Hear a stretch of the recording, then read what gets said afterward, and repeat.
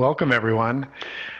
Tonight, we're going to be exploring expectations and in relationship to agreements and what that means and what it can mean for your relationships with other people and even a little bit with yourself to make expectations something that are more conscious and you become more aware of them, especially the hidden ones that cause you some pain when they're unmet, and also fashioning agreements that work.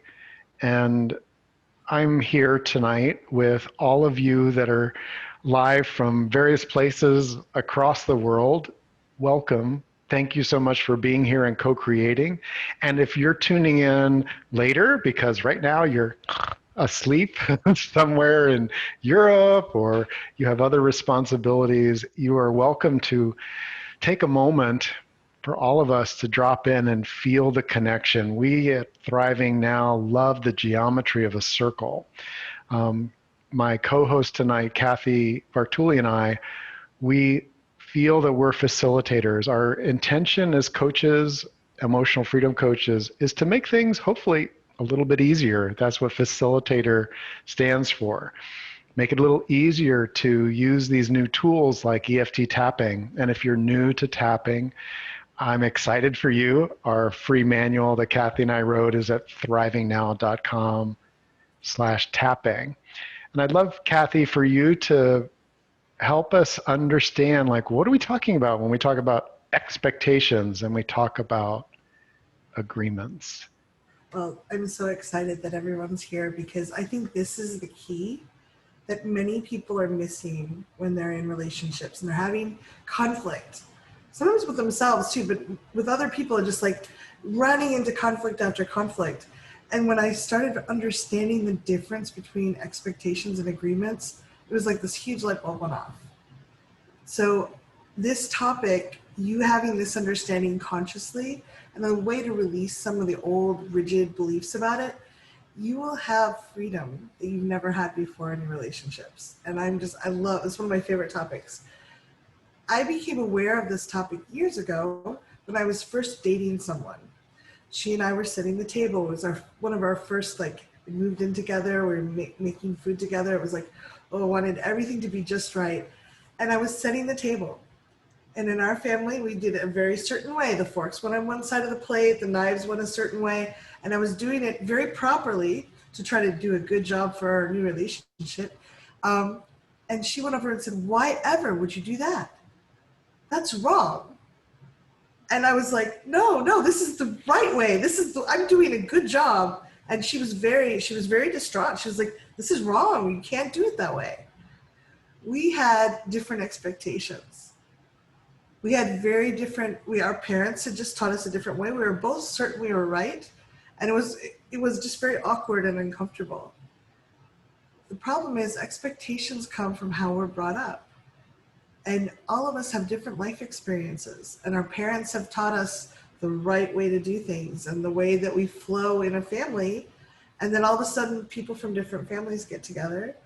And even within a family, we can have different expectations. We can make up stories in our head. But until we're aware that, hey, I never verbalized that I'm really comfortable with the knife on the right-hand side going towards the plate, and someone else might want it someplace else, or the dessert fork should always go above the plate. Like, we don't know. And it may seem like a trivial example, but these little things add up. And what happens is too often we're not talking about these expectations. We don't say, hey, in my family, we did this, and I would love it. Does that feel okay with you, or what should we do? Where we agree on something. Instead, if Rick and I were in that situation, I might go to David and say, hey, David, Rick does this wrong. He's just a bad person. Did you know that he puts the fork on the left-hand side? It's a dessert fork. It's supposed to go on the top. He's just a bad person. And we have all these little things that add up over life, and they just kind of wear away at us, and we're not talking about it. We're not aware that these things are there. And we want to help you get more conscious and aware. The problem is our survival brain really wants us to fit in. It really wants to know it's doing a good job. And when we run into someone who's like, that's not the way to do it, it gets very defensive. It's like, no, no, no. I spent my childhood drilling this into myself so I would get it right. And you're telling me I'm wrong. And then all of a sudden, my survival brain is reacting to your survival brain, and we have a big blow up. So, whenever we can kind of slow things down and help us realize this is just an expectation I had, and I can ask for an agreement, then all of a sudden we have all kinds of new freedom. And so thank you, Kathy. In that example, we we can perhaps start resonating with something in our own world where we have a reaction and it we feel it. Like if you talk about it, that's a bit helpful. You get a chance to talk it out. Expectations from a neurological standpoint say, I do this and this happens. I do this and this happens. This is about to happen and that should happen. It's a guidance by should. It allows us to feel more certain. It allows us to feel like we understand our world. So, for example, another example, starting a life with a new partner, I noticed that if she would leave the house and get in the car with the boy without saying goodbye to me, my nervous system, I had an expectation. And because in prior relationships that expectation was met, you say goodbye before you leave. Now, I didn't know exactly what was going on. I just knew that my body was dysregulated, is the fancy term for it. But it was like, I didn't feel good.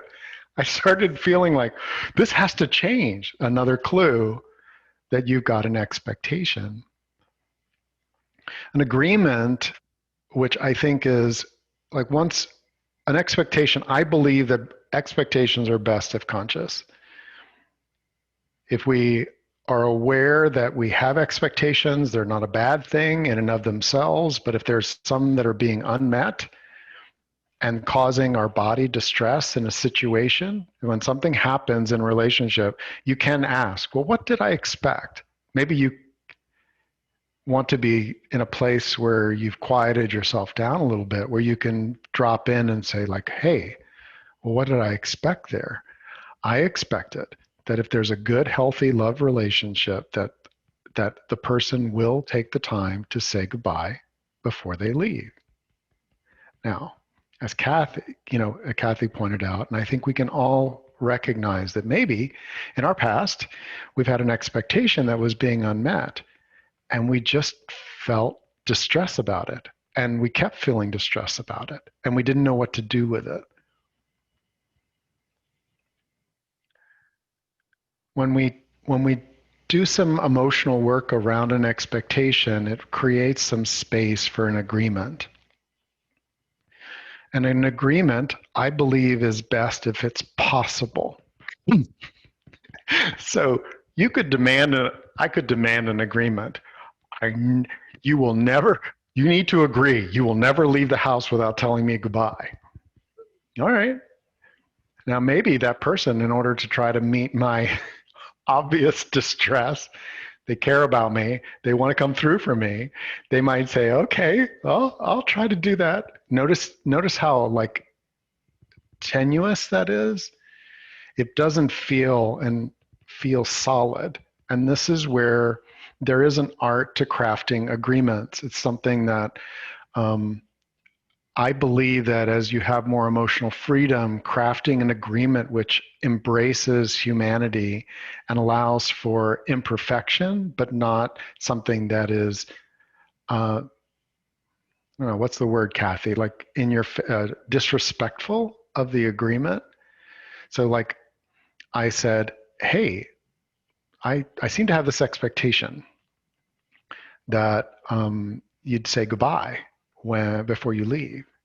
And she would say, oh, yeah. And sometimes I know my son has separation anxiety. or it's just easier to get the kid once children are moving toward the car, it's easier to keep them going toward the car and not and not stop and go backwards. And I was like, oh, okay. Well, that helped me have understanding, but understanding is different from an agreement. So the agreement is, hey, that if possible, it feels good to have a chance to say goodbye. And I agree that I won't make up a story about our relationship or its health or anything else if you're just needing to get there. So there's like a recognition of my desire for saying goodbye, which we actually share, and also a recognition of the humanity. And so, go ahead. I just think what you shared is so beautiful. Like when you were telling your story, I was imagining if someone left the house without saying goodbye to me, I would imagine they're mad at me, or like there would be like our relationship isn't strong, they don't care. Exactly. Expectation blowout. This, because when our expectations are unmet, we have to soothe ourselves. And one of the it's I'm really good at making up stories about what something means, and this call is so precious to me because it has made such a difference in my relating to pause and say, oh, I had an expectation there. What is the actual agreement? Oh, we don't have one. Oh, thank goodness. I think people get very angry when their expectations are not, when they're not met, because their survival brain is like, I'm learning how the world works, and if I push this button, I get treats.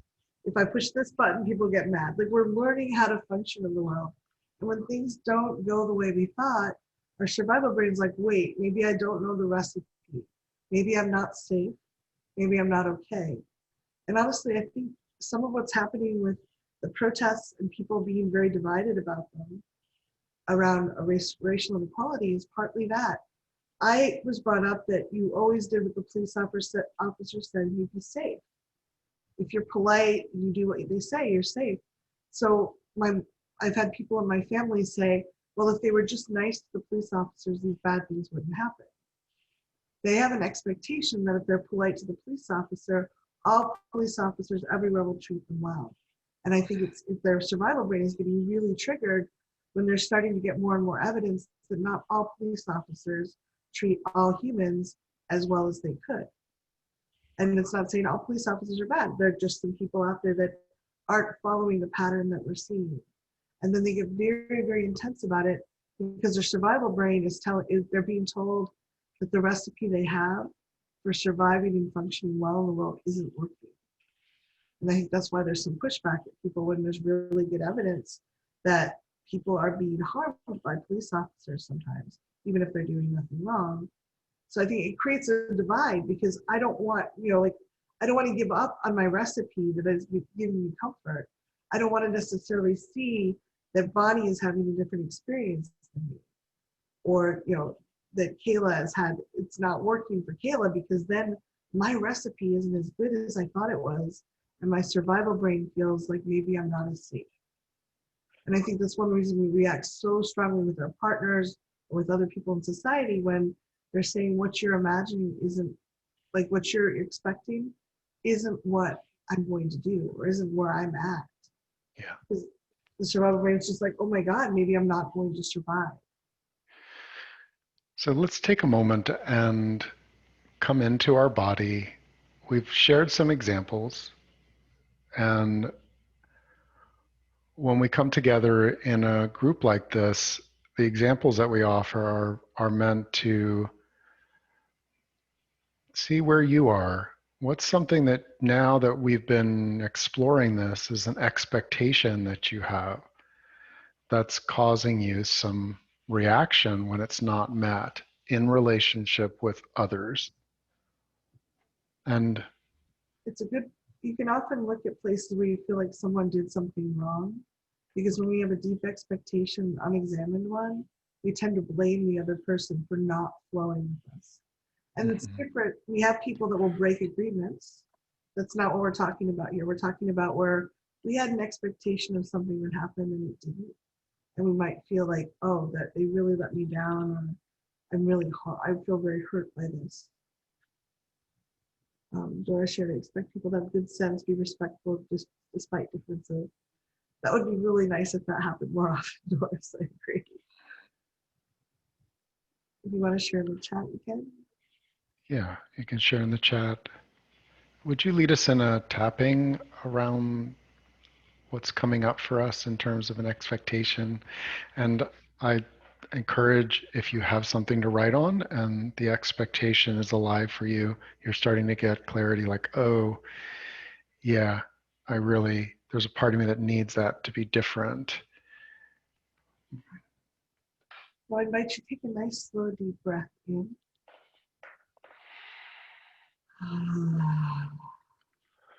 See if you can drop, if it feels right to you, drop into your body. Because when we're triggered, it's very hard to identify what is actually an expectation. Our survival brain is just like, they're wrong, they're not doing it right. Versus when we calm down and ground ourselves, we have a lot more clarity. So if you'd like to, notice where you're sitting. Notice your feet on the floor. Wiggle your toes if you like. Take a nice slow deep breath all the way down to your toes. Just notice that gravity's got you. You're being held, you're being supported by something. You're sitting on something. Just notice the pressure of that in your butt, your feet, whatever else is resting against something. The universe has got you. You're safe. And it's okay to look at things that you might not have wanted to look at before. Because when we were little and often or very triggered, it wasn't safe to look at them. But in this safe space that Rick has called together, we are safe to look at these things. So let's just start in the karate count. Even though I still feel like they're wrong. You can tap along with us, even if you don't know all the points, just watch what we're doing.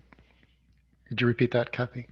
Even though I'm still convinced they're wrong. Even though I'm still convinced they're wrong. I might have some expectations wrapped up in this. I definitely have some expectations wrapped up in this. And I might be willing to consider what some of them are. And are you on your overhead mic? I don't know. Could you check that real quick? I am now. Is that better? Hold on a second. Is that Switching. any better? I think so. Could you repeat that? Yeah. Okay. I might be willing to examine some of these. I might be willing to examine some of these. Even though I really don't want to. Even though I really don't want to. It'd be much better if everyone went along with my expectations. It would be so. It would be so much better if everyone went along with my expectations. I might be willing to let go of some of that rigidity. I might be willing to let go of some of that rigidity. And explore what my expectations are. And explore what my expectations are. Top of the head, I might have some expectations here. I might have a few expectations here. Eyebrow, I can feel my frustration. I can feel my frustration in my body. In my body. Side of the eye, why can't they do it right? Why can't they do it right? Under the eye, why can't they do it my way? Why can't they do it my way? Under the nose, it would be so much easier. It would be so much easier. Chin, and part of me really thinks I'm right. And part of me really thinks I'm right. Collarbone, I wonder if there are many ways to be right. I wonder if there's many ways to be right. Under there, what if I could explore some of this? What if I could explore some of them right now? Top of the head, and discover new ways to enjoy life. And discover new ways to enjoy life with agreement. Find new ways to connect with other people. And find new ways to connect with other people. Nice slow deep breath.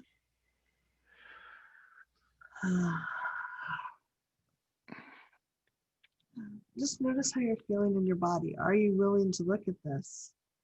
I think when people feel insecure, when there's a lot going on, not that we have a lot going on in the world right now, pandemic, I have fires out here, we have all kinds of stuff going on. It can be a little more challenging sometimes to look at new ideas because our survival brain is really feeling overwhelmed. So if you Mhm. can, give yourself a gentle appreciation that you're even willing to look at this. Because there's many people that spend their whole lives never looking this deeply. And I really appreciate that you're willing to. I think it will give you a new connection with people, a new juicy, easy, less controlling way of being with other people. So a reminder, the chat is open. I'd like to pause for a moment. Let us feel into our expectation that we have, that we're engaging around. And if you'd like to share that, that would be helpful fuel, but it's not required on any individual's part. And I have an idea myself here too.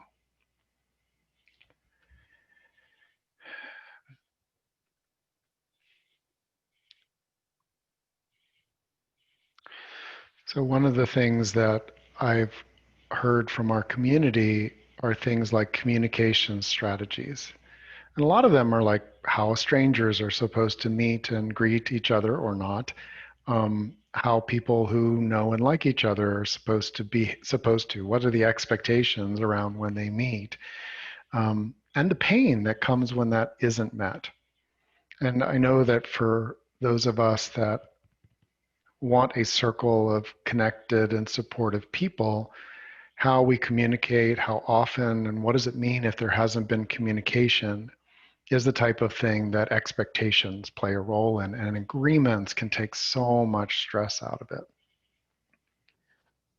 So imagine that there's someone perhaps that you can picture that even their face where you kind of expected more communication during this time from them, you know. It's a pandemic. uh, Why haven't you called? yeah, why I expected a different, I mean, I expected more communication or a different kind of communication. What happens in your body? And if it's not that you expected more communication, maybe it's something else around how you interact that's your expectation.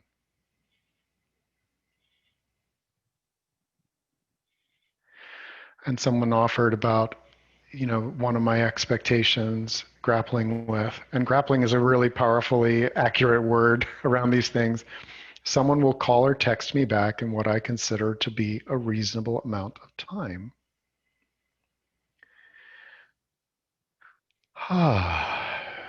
And whatever that means to a person, and that's what I'm thinking about is like, oh, okay, so I send this little something off and I don't get any response.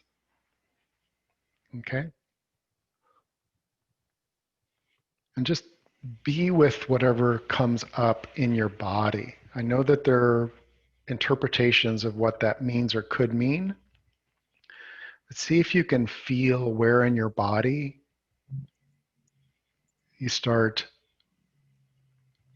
having what you would perceive as some kind of tension. Like I start, you could maybe even able to hear the more I tune into it. Can you notice my throat, my voice is changing? I'm becoming less fluent, becoming a little less fluent. And as you notice this, perhaps bring comfort with one hand while you tap the points with the other. Why? This is tapping into your energy system. These are natural comfort points. Just being aware I have an expectation. And Would it's you, mine. yeah, would you lead us through some just an example tapping? The really cool thing is even if someone's tapping on something that isn't directly related, our body can borrow benefits. And some of you, I know you know this, but we have some new people here. So even if I'm tapping, maybe I don't have that same belief. Maybe I've never worried about someone saying goodbye before they leave. If I tap on that, and even though I say the same words Rick will say, my system will somehow correlate it to what I need to work on. So it works really well to borrow benefits and tap along if you'd like to try that. Even though my body is on alert now. Even though my body is on alert now. This, I didn't get my expectation. Even though I didn't get my expectation. Something feels wrong. Something feels wrong. My body's on alert. My body's on alert. What does this mean? What does this mean? I'm open to calming myself anyway. I'm open to calming myself anyway. Top of the head. I have an expectation that they'll reply back. I have an expectation that they'll reply back. Eyebrow, in a reasonable time. In a reasonable time. Side of the eye. At least in a reasonable time. At least in a reasonable time. Under the eye. I gave him 30 seconds. I gave him 30. I gave him 30 minutes. I gave him 30 minutes. Jen, it's been over 30 hours. It's been over 30 hours. Collarbone, 30 days now. 30 days now. What's a reasonable amount of time? What's a reasonable amount of time? I definitely have some expectations in my body. I definitely have some expectations in my body. And I'm open to feeling calm anyway. And I'm open to feeling calm anyway. And again, from when you're calming your primitive brain, which is where expectations that are not being met get the alert kicks in.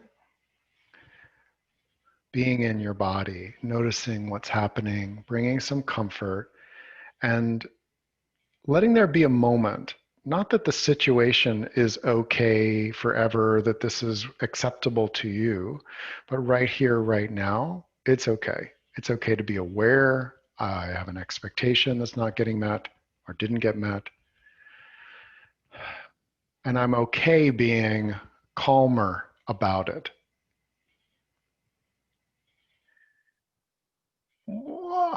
Why? Just because I have to remind myself, if I'm triggered in my expectation, the agreement that I'll try to get from someone will not be helpful. It just won't.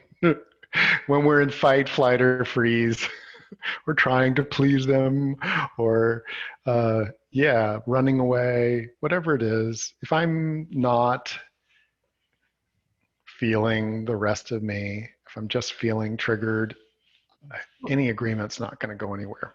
Well, I think back, like I remember my mother would get really upset about certain things, and she would say in a state of upset, she'd be like, "I want you to agree never to do that again," and it would just be so intense. And I was a kid, I was like, and anytime you say never or always, those are not really good agreements unless you're talking about, like, I don't know, losing the kid at the mall. I think that's probably a good one to try never to do.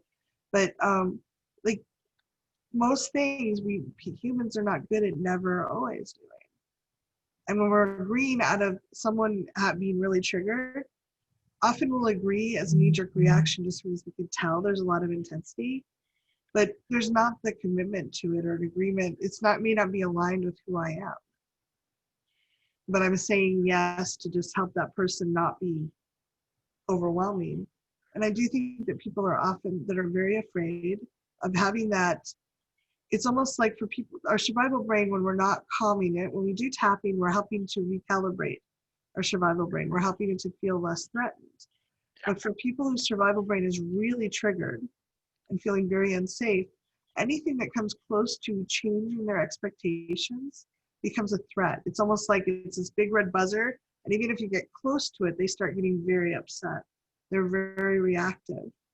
And so people, it's very hard to have an agreement with them or discuss anything because they're very triggered. They're just really upset. And we're doing this work for ourselves.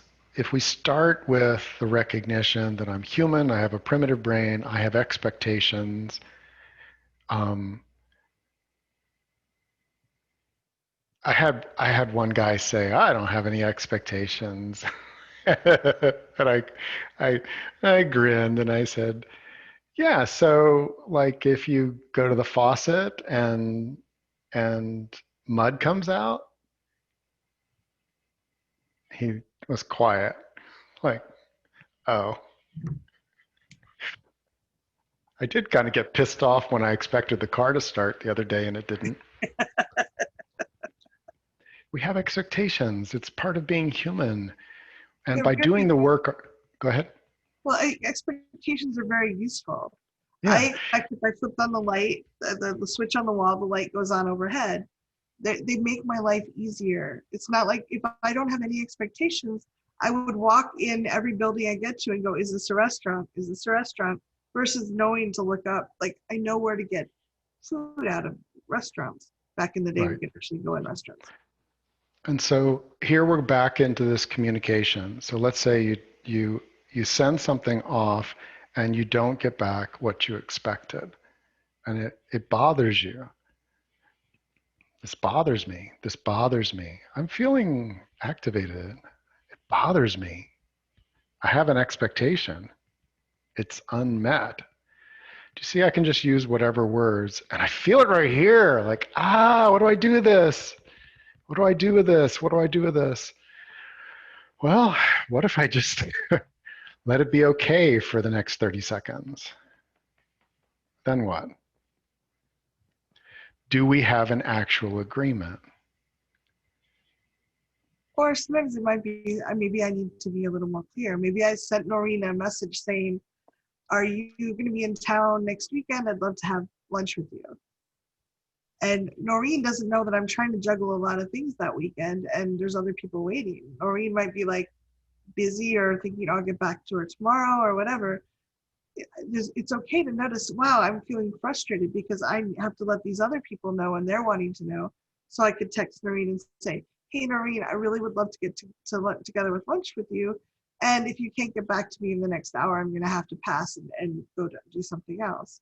There's an additional layer of information that Noreen may not be aware of. Maybe Mm-hmm. Noreen's waiting to hear if her car is going to be out of the shop so she can go to lunch with me. There's a lot of things we don't know about that, and we can ask for what we want. I like uh, Nicole shared, I have an expectation that people will get back to me when there's a meeting or events that I'm required to, things are going to change in my life when it's going to impact me. And Nicole, that's one of mine too. Don't let me find out on Facebook that you changed the plans we had because I will be very angry. Um, Getting told last minute can feel very disruptive. It can feel disrespectful. They may not mean that, but I think telling people like, have I asked them specifically for this and they're not agreeing, they're not meeting that agreement, that might be a different story than I just really expect them to. And I haven't gone to them and say, hey, I really need to know within 24 hours of a change, or I'm just going to have to pass. I'm not going to make it. And it's harder with work things too when there's meetings.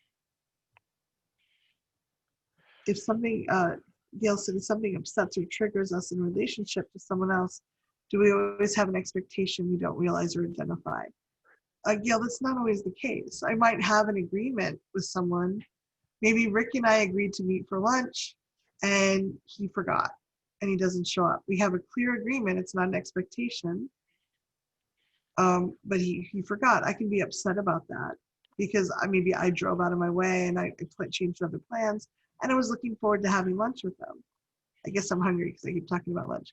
Um, but we can have things that people can do things that are not expectations that can upset us. But often when there's an upset, even when someone's mean to us, yeah, I imagine that there's more intensity because I'm expecting that person to be nice to me. Like I was being polite to you and I expected you to at least be polite to me. And yeah, it's not nice for you to yell at me, but I really didn't expect you to yell at me. So there's often when we get upset, there's almost always when we're upset, there's a story we're telling ourselves about it, that person doesn't respect us or that I expected something different. So it's good to always, I try to look at it and see Was I clear about what I wanted? Yeah, I was really clear. And that other person was being human, and I can do a lot of tapping on it and decide what do I want, how do I want to interact with this person going forward from a place of clarity and calm. Is it was just a human moment, like we all have human moments, or does that person have a pattern of not doing what we agreed? Were my agreements clear enough? I think is another thing. I get people all the time, like reasonable time. I would like you to get back to me in a reasonable time. If I agree to that, I don't know what that looks like for another person. Like for David, that might be, within the hour. For Carolyn, it might be within a day. Glenn might be, well, I'm within the week. Of course, that's what you mean. So a really good question is, what would that look like to you? When you're making agreements, could you tell me what that would look like to you?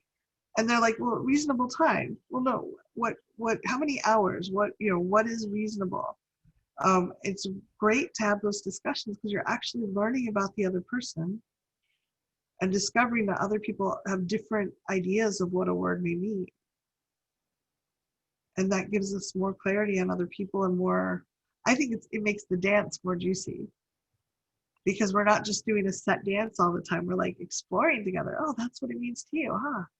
Well, it doesn't mean that to me at all. Let's define, like, would you agree unless you're sick, you'll get back to me within 2 days? And if it's an emergency, you'll get back to me within a couple hours.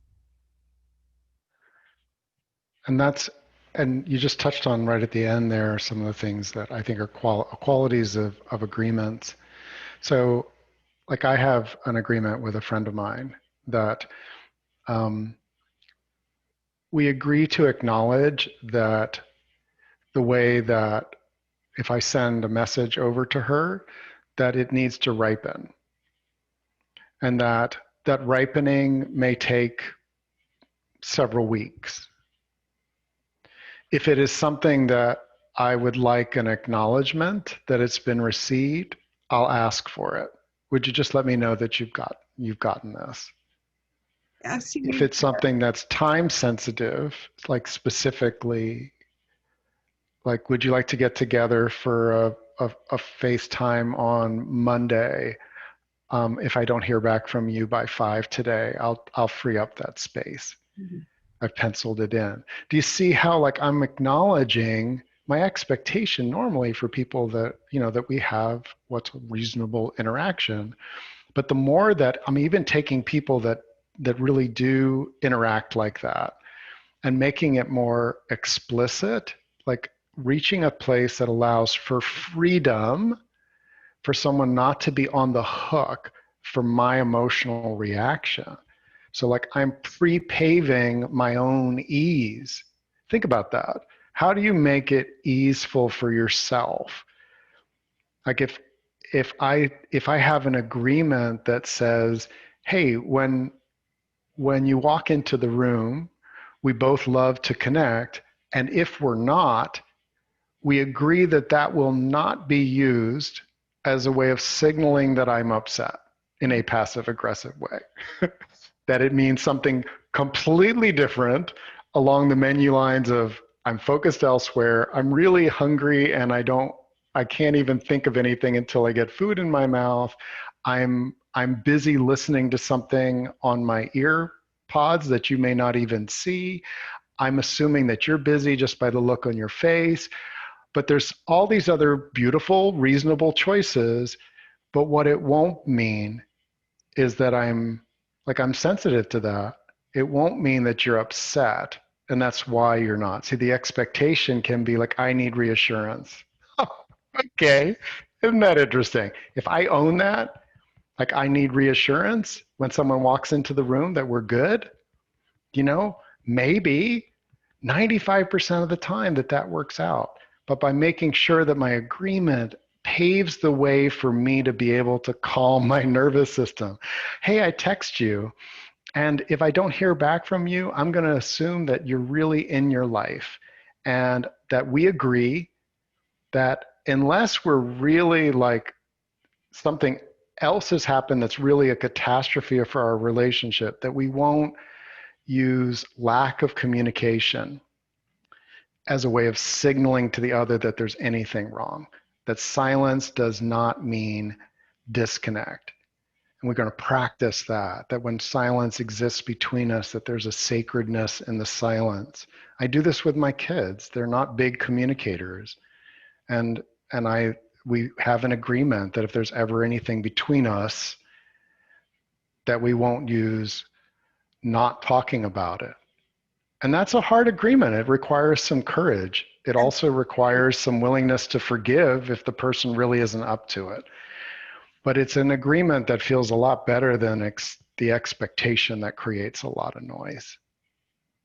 yeah, no, I think it does. It takes a lot of courage and integrity to be willing to say to someone, I'm upset with you. Our society really teaches us to be passive aggressive, to ghost people, to ignore them. If I'm upset with Bonnie, I tell Carolyn about it. If I'm upset with Carolyn, I tell Bonnie. I don't tell them directly, and it creates a lot of toxicity. Yeah. If I can just tell, like, Bonnie, when you said those words, I was really upset, and I'd like to tell you about it, and then maybe we can find an agreement, or maybe I can just let it go. It's like, and then we can just have a really deep relationship. But it does take courage to do that. And we had someone write about struggling with expectations of religiosity and the pain of leaving such expectations. Um, if you want to raise your hand, the person who submitted that, please feel free, and we could explore that. I think that when um, there's the challenge of expectations laid upon us, and that is we could probably do a whole like 10-day workshop on that one.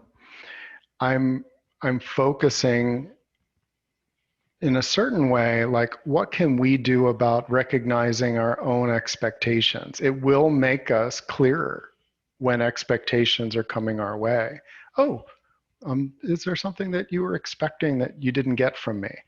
You get all this noise and it reminds you of your own way that you get, or you've seen other people get when their expectations aren't met. But this is, I think, a core part of the power here is, okay, I have expectations and I can tune myself in a way that,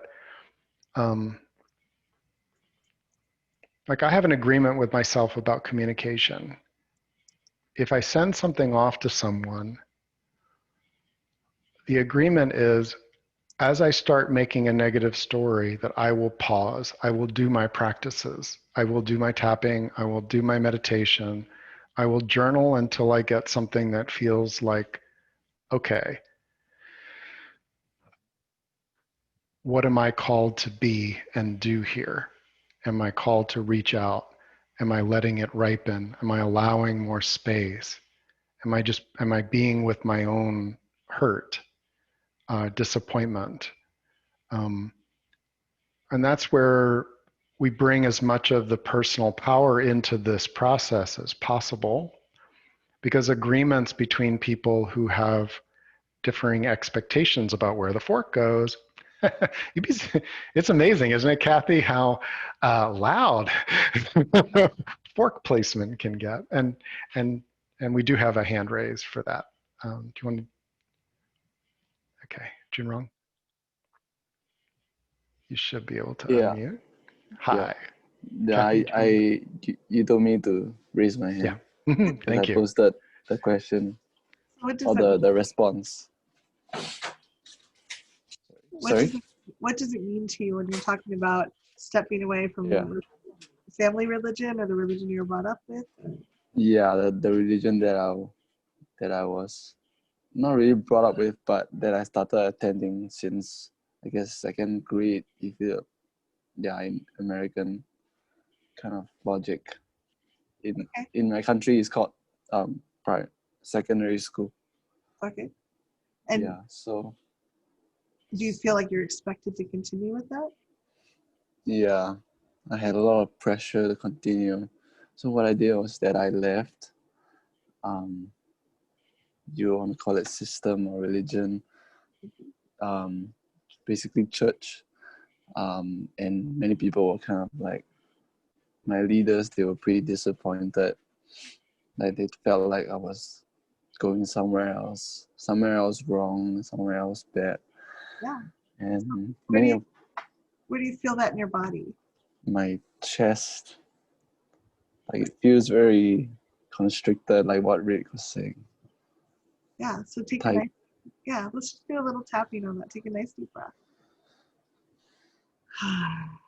Karate chop.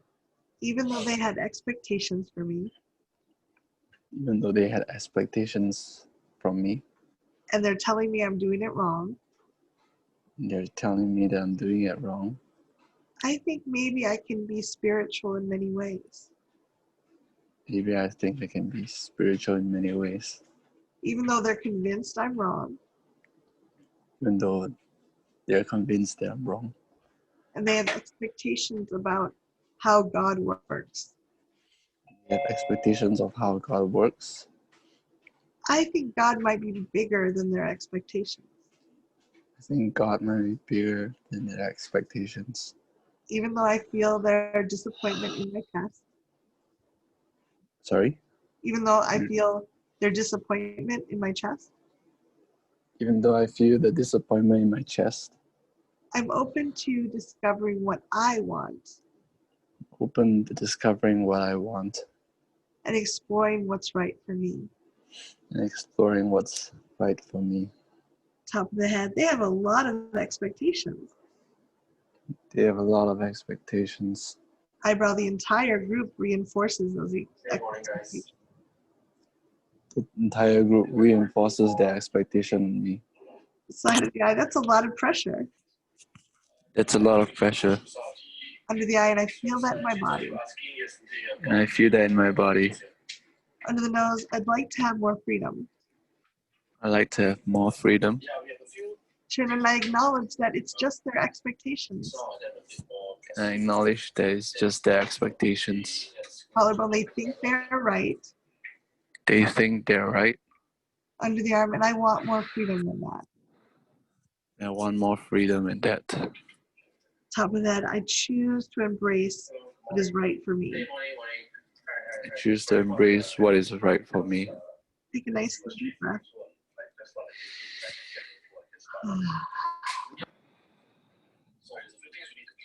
And what are you noticing in your body right now? I think it feels less constricted. I would just keep doing a little tapping on that. If religion, and I'm just going to mute you for the background noise. Religion is ingrained expectation. I think I'm a very spiritual person. I think religion has a very useful place for some people. But what they are saying, basically, my interpretation is that they've interpreted how they can worship in a way that will get them what they want. And they've created expectations that this whole group follows.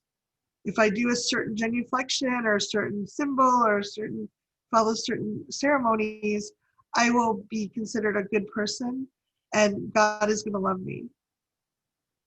And they get together and they decide they're very deep expectations because they're about our soul and their shared expectations, yeah. And those they're reinforced. And there's so in this case again bringing the energy back into ourselves when we've got a lot of expectations coming at us.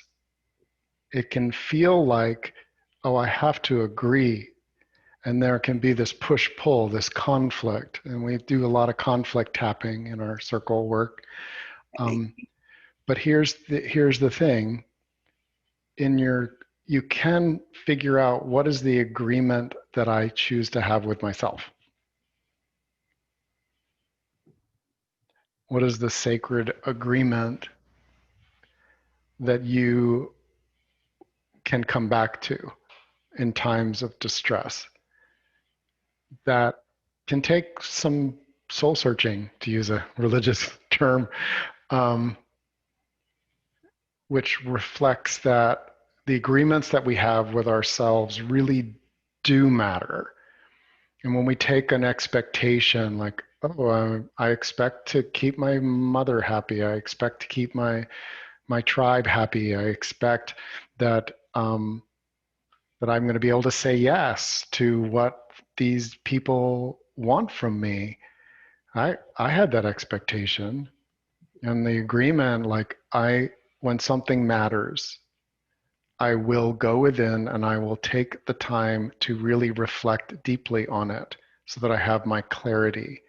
And even if it doesn't match up with what they want, I will have treated the people I care about and their expectations with that. That's my agreement with myself when other people have expectations on me, things that are really important. Maybe we can't reach an agreement. Yeah, I love one thing that Rick, you say often, and like when someone writes in that they're upset about something you said or they want you to do something differently, and I really love it. You'll say, I consider what you shared prayerfully.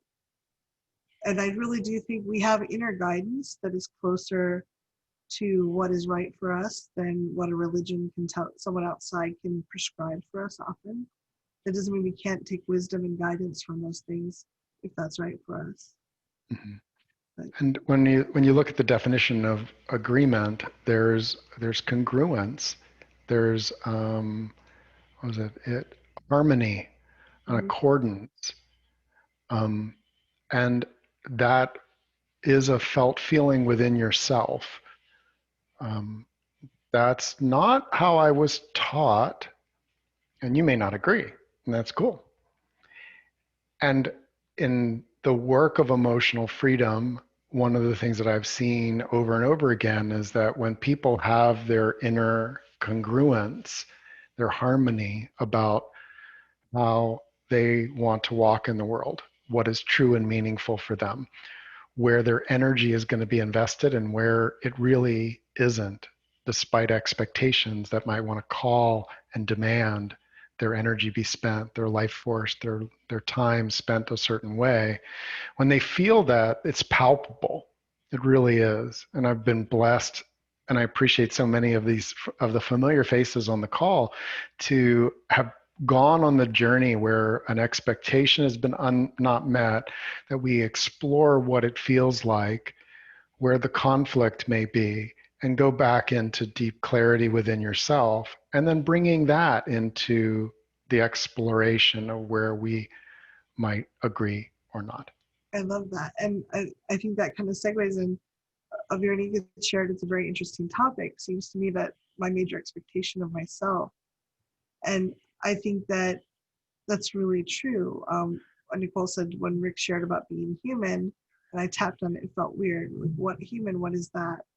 I think sometimes we have really strong expectations of ourselves. It's almost like a religious prescription. I need to always be okay. I always have to be friendly and happy, and I always have to work really hard, and I'll do all these things just right, and then I'll get what I thought I wanted, as opposed to just being present with ourselves. And that's one of my issues with religion versus spirituality. When I'm spiritual, I'm being with what is in the moment, the connection that feels good to me.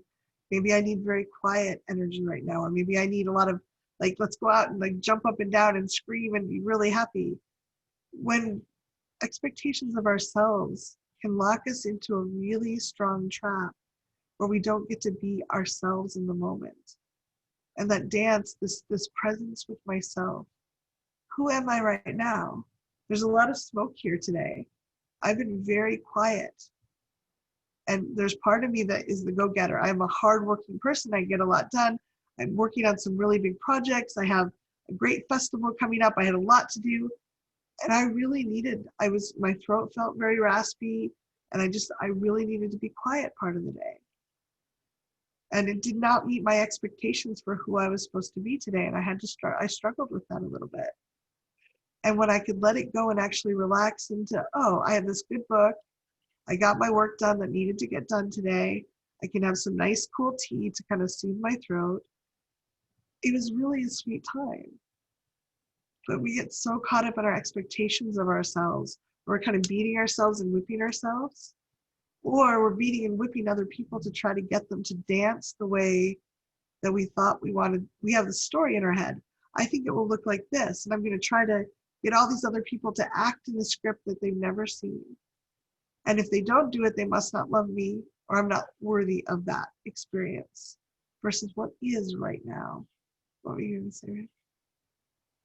I'm just aware, cognizant of our time, and I wanted to remind people that there's a resource at thrivingnow.com/expectations. Not only is this recording there, going to be there, but also the previous one that Kathy and I did with our community on healing the pain of unmet expectations, which touched on our own personal expectations. As I've been working with this energy of expectations, there's something that's really clear to me is that this isn't sexy, okay? I think it can kill sexiness, but it's not like when I put out an email about expectations, it doesn't get a oh or oh yeah, that would be helpful. Um, Expectations are, if I look at the emotional world and how we all interact with ourselves and with others, I think expectations fit into the same category of primitive brain.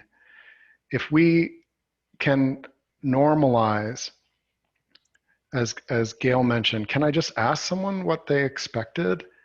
I think we can if it's not like, well, what do you expect from me? Like, I don't know that that's going to lead anyone to a fruitful agreement or discussion. But that's what we often think about when we think about expectations, a conflict of expectations. But if I recognize, oh, I expected this, and I'd rather us fashion an agreement that worked, or I expected something of myself, which was, not very humane of me to expect that of me with no night's sleep and with smoke in the air or whatever, that I perform at a certain level.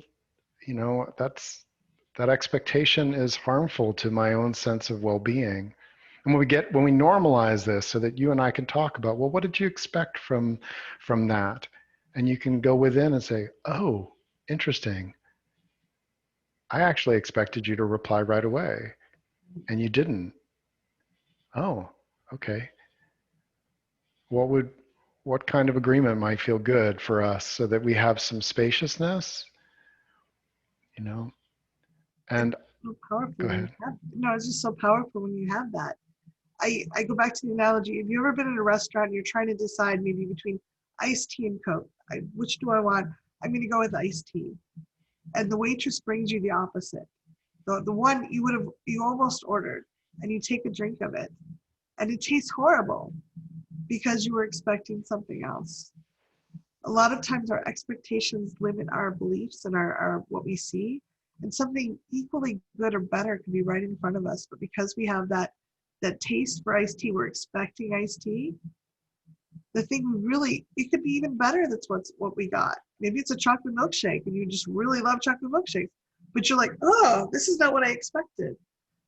The more we can get freedom, the more we can help ourselves just be curious in the moment, be present with what's here, the more delight we can have in our world, the more freedom we have for ourselves to be who we are, for other people to be who we are.